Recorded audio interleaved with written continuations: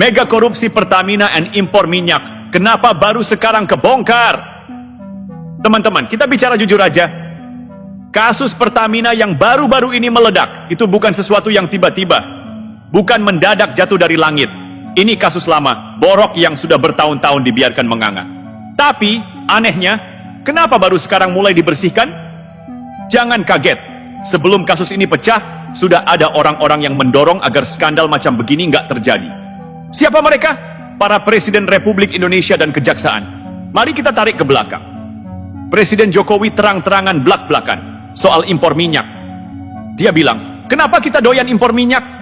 Kenapa sumur-sumur minyak kita dibiarkan? Kenapa kilang nggak dibangun? Intinya, dia tahu ada yang nggak beres. Dan benar saja, impor minyak kita itu nggak main-main. Kita impor sampai 700 hingga 800 ribu barel per hari. Per hari loh! Ini bukan angka kecil. Ini duit negara yang bocor terus-menerus. Tapi lucunya, kilang minyak nggak dibangun. Udah 30 tahun lebih kita nggak bangun satu kilang pun. Jokowi udah kasih sinyal sejak lama. Dia paham mafia migas ini kuat. Tapi apa yang terjadi? Seperti biasa, ada perlawanan. Ada yang pasang badan. Ada yang main belakang. Jokowi diganggu terus. Ada kasus papa minta saham. Ada tekanan dari oligarki migas. Ada kepentingan yang berusaha mempertahankan sistem bobrok ini. Tapi ini yang menarik. Begitu Presiden Prabowo menjabat, apa yang terjadi? Boom! Satu persatu orang dalam Pertamina mulai diangkut. Kejaksaan gercep. Para petinggi Pertamina, subholding, bos-bos besar. Satu persatu dijaring. Ini bukan main-main. Ini sudah sistematis. Dan yang bikin kita makin yakin, jauh sebelum penangkapan-penangkapan ini, Presiden Prabowo sudah kasih kode keras. Bersihkan! Kita harus benahi diri sebelum rakyat yang membersihkan kita. Lihat polanya teman-teman. Jokowi kasih sinyal, Prabowo eksekusi. Ini bukan kerja semalam. Ini bukan kebetulan. Ini keberlanjutan. Tapi, ya pasti ada yang nggak suka. Ada yang kepanasan. Ada yang tiba-tiba merasa jadi pahlawan kesiangan. Lihat aja, begitu kasus ini meledak, langsung ada yang ribut. Ada yang mulai melempar teori ini itu. Ada yang mendadak jadi komentator ulung. Padahal dulu-dulu kemana aja, kok baru sekarang berisik?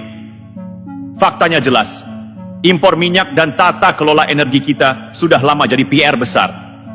Mafia migas ini udah kelewat lihai, tapi sekarang permainan mereka mulai terbongkar. Jadi teman-teman, kita lihat ke depan. Presiden Prabowo sudah pasang badan.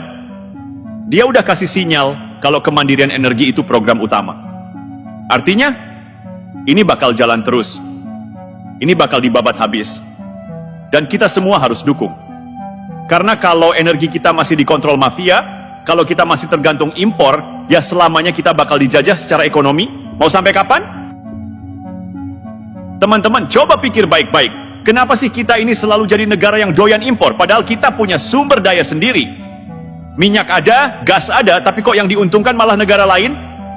Jawabannya jelas, ada yang menikmati. Bayangin, setiap hari kita impor 700 hingga 800 ribu barel minyak. Itu artinya duit triliunan rupiah keluar dari negeri ini. Lari ke siapa?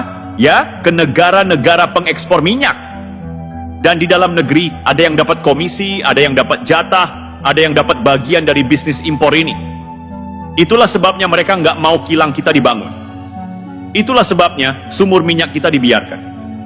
Karena kalau kita mandiri, kalau kita bisa produksi sendiri, kalau kita bisa olah sendiri, ya duitnya nggak mengalir ke kantong mereka lagi.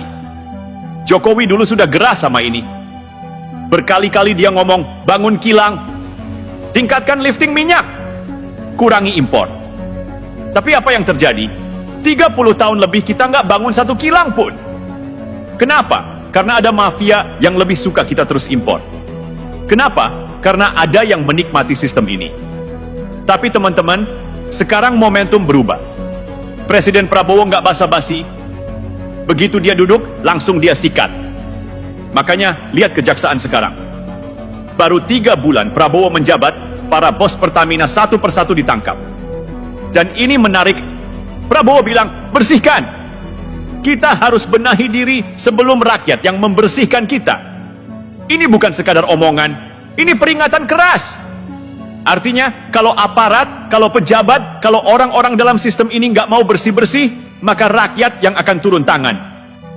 Dan kalau rakyat yang turun tangan, ya udah, selesai. Makanya kita lihat sekarang, begitu kasus ini diungkap, ada yang mulai panik.